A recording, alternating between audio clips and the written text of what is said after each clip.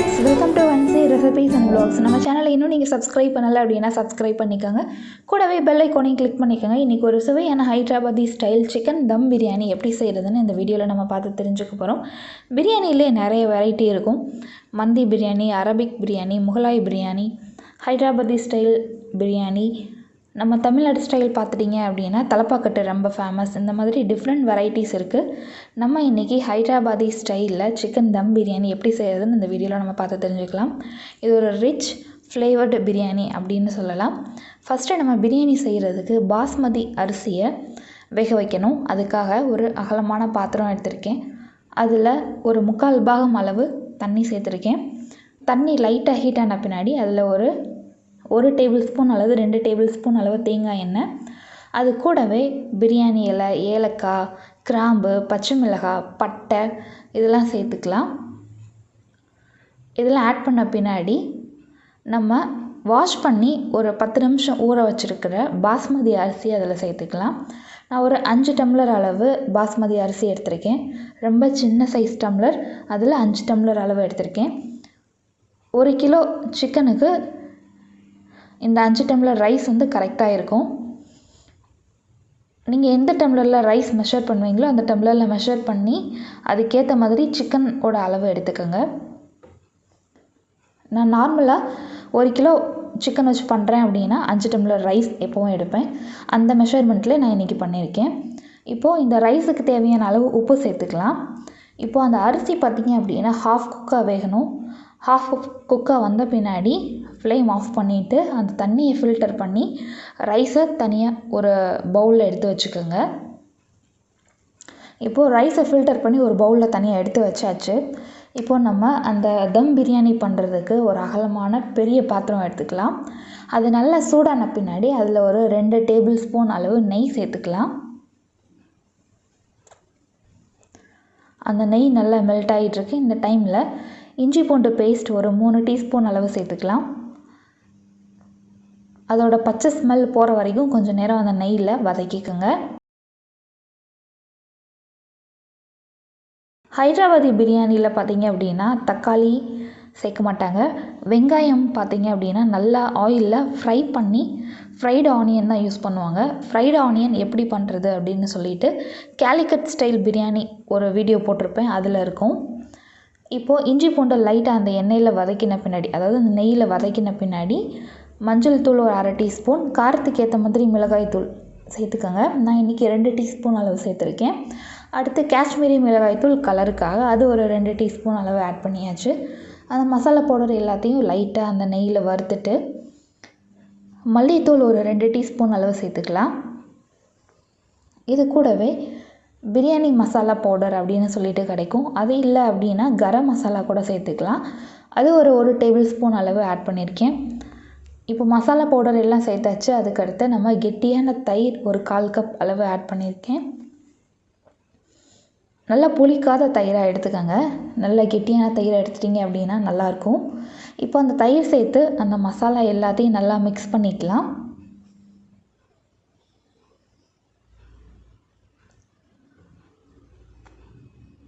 இப்போ மசாலா அந்த தயிர் எல்லாத்தையும் நல்லா மிக்ஸ் பண்ணிட்டோம். இந்த டைமில் ஒரு 3 பச்சை மிளகாய், மல்லி கொஞ்சம், புதினா கொஞ்சம் சேர்த்துக்கலாம். கூடவே கொஞ்சம் ஃப்ரைடு ஆனியன்ஸும் சேர்த்துக்கலாம். சேர்த்துட்டு மறுபடியும் அந்த மசாலா கூட நல்லா மிக்ஸ் பண்ணிடுங்க.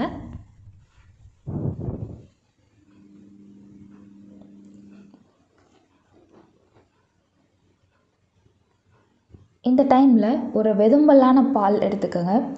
அந்த பாலோட ஹீட் பார்த்திங்க அப்படின்னா நார்மல் வார்ம் ஹீட்டில் இருக்கணும். அதில் வந்து சாஃப்ரானும் கொஞ்சமாக ஆரஞ்சு ஃபுட் கலரும் சேர்ந்து நல்லா மிக்ஸ் பண்ணி வச்சிட்டிங்க அப்படின்னா உங்களுக்கு இந்த பிரியாணி பண்ணுறதுக்கு யூஸ் பண்ணிக்கலாம். அது ஒரு 2லேருந்து 3 டீஸ்பூன் அளவு ஆட் பண்ணிவிட்டு கொஞ்சம் சால்ட்டும் ஆட் பண்ணிக்கலாம்.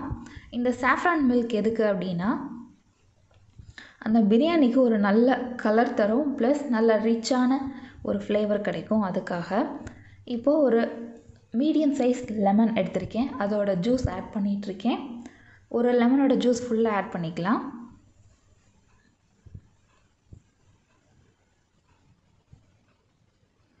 இப்போ லெமன் ஜூஸ் ஆட் பண்ணியாச்சு. ஆட் பண்ண பின்னாடி அதையும் நல்லா மிக்ஸ் பண்ணிடலாம். அந்த மசாலா மட்டும் அடி பிடிக்காமல் அப்பப்போ கிளறி விட்டுருங்க. இப்போது மசாலா எல்லாம் ரெடி பண்ணியாச்சு. இப்போது நம்ம கழுவி வச்சுருக்கிற 1 கிலோ சிக்கன் அதில் ஆட் பண்ணிக்கலாம்.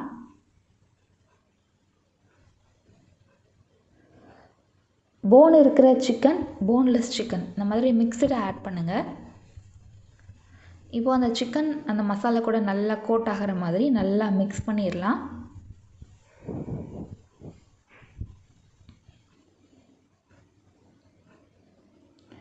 இப்போ இந்த சிக்கன்லேருந்தும் தண்ணி விடும். எக்ஸ்ட்ராவும் கொஞ்சம் தண்ணி சேர்த்து அந்த சிக்கனை ஒரு ஹாஃப் குக் வர வரைக்கும் வேக வச்சுக்கலாம். இப்போது இந்த சிக்கன் வேக வைக்கிறதுக்கு முன்னாடி கொஞ்சமாக ஃப்ரைட் ஆனியன் சேர்த்துக்கலாம்.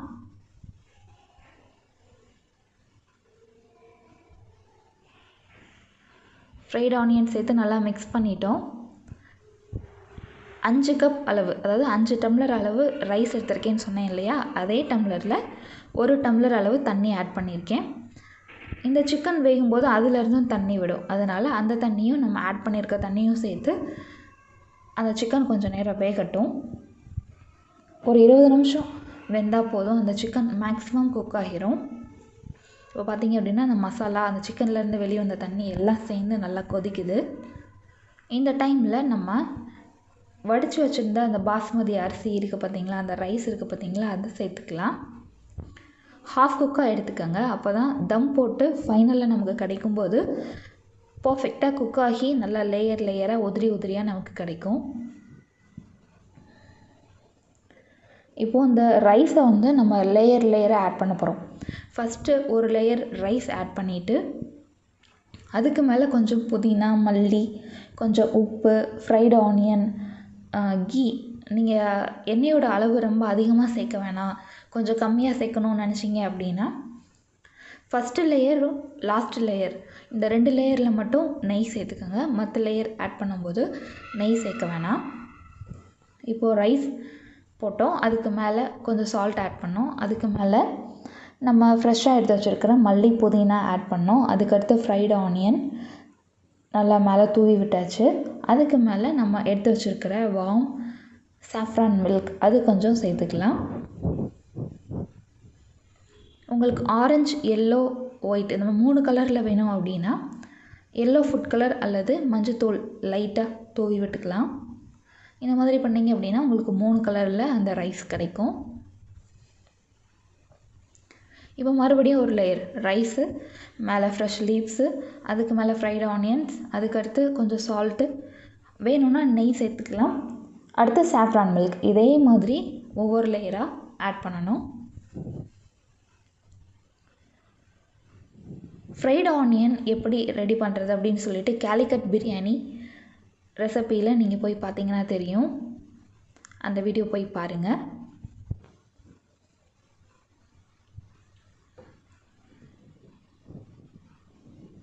டாப் லேயருக்கு அடுத்த லேயர் வர டைமில் ஒரு ஹாஃப் லெமன் எடுத்துகிட்டு அதோட ஜூஸ் மட்டும் ஆட் பண்ணுங்கள். இப்போ நம்ம டாப் லேயர் ஆட் பண்ணுறோம்.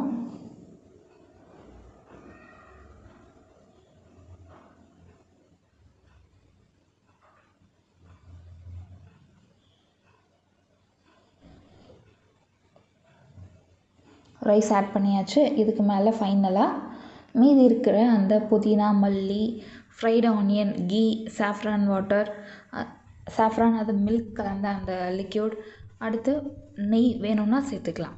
அவ்வளோதான். இதோட நம்ம க்ளோஸ் பண்ணிவிட்டு ஃப்ளேமை லோ பண்ணிவிட்டு மேலே வந்து ஒரு அலுமினியம் ஃபாயில் மாதிரி வச்சு தம் போடலாம். அப்படி இல்லாட்டி கோதுமை மாவை நல்லா சப்பாத்தி மாவு பதத்துக்கு நல்லா பிசைஞ்சு அதை நீங்கள் க்ளோஸ் பண்ணி வைக்கிற மூடிக்கு மேலே வச்சு நல்லா க்ளோஸ் பண்ணிட்டீங்க அப்படின்னா காற்று போகாத அளவுக்கு நல்லா க்ளோஸ் ஆகிரும். அதுக்கு மேலே ஒரு வெயிட்டான பொருளை வச்சுட்டு ஒரு 30 நிமிஷம் அல்லது 20 நிமிஷம் நல்லா தம் போட்டு ஸ்லோ ஃப்ளேமில் வச்சிட்டிங்க அப்படின்னா உங்களுக்கு பர்ஃபெக்டாக ரெடி ஆயிரும். கொஞ்சமாக பிரியாணி மசாலா பவுடர் மேலே ஆட் பண்ணியிருக்கேன். சால்ட்டும் கொஞ்சம் ஆட் பண்ணிக்கலாம். இப்போது ஒரு அலுமினியம் ஃபாயில் ஷீட் எடுத்திருக்கேன். அதை மேலே கவர் பண்ணிக்கலாம். காற்று போகாத அளவு நல்லா டைட்டாக க்ளோஸ் பண்ணிடுங்க.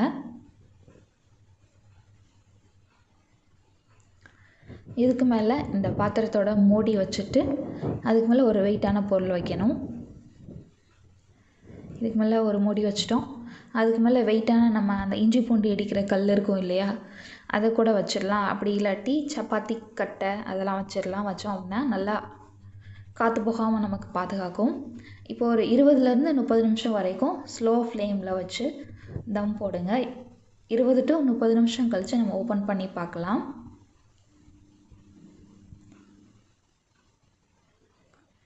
சூப்பராக ரெடி ஆயிடுச்சு பாருங்கள். நம்மளோட ஹைதராபாதி ஸ்டைல் சிக்கன் தம் பிரியாணி பார்க்குறதுக்கே ரொம்ப அட்டகாசமாக இருக்குது.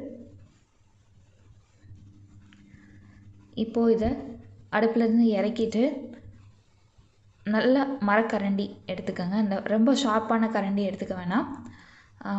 உட்டன் ஸ்பூன் எடுத்துகிட்டு லைட்டாக மிக்ஸ் பண்ணி விடுங்க. மிக்ஸ் பண்ணிவிட்டு சர்வ் பண்ணுங்கள். கூட ஆனியன் ரைத்தா வச்சு சர்வ் பண்ணுங்கள். ரொம்பவே சூப்பராக இருக்கும். இதே மாதிரி ஹைதராபாதி ஸ்டைல் சிக்கன் தம் பிரியாணி ட்ரை பண்ணிவிட்டு கமெண்ட் பண்ணுங்கள். இந்த வீடியோ பிடிச்சிருந்துச்சு அப்படின்னா அந்த வீடியோக்கு ஒரு லைக் கொடுங்க. எல்லாத்துக்கும் ஷேர் பண்ணுங்கள்.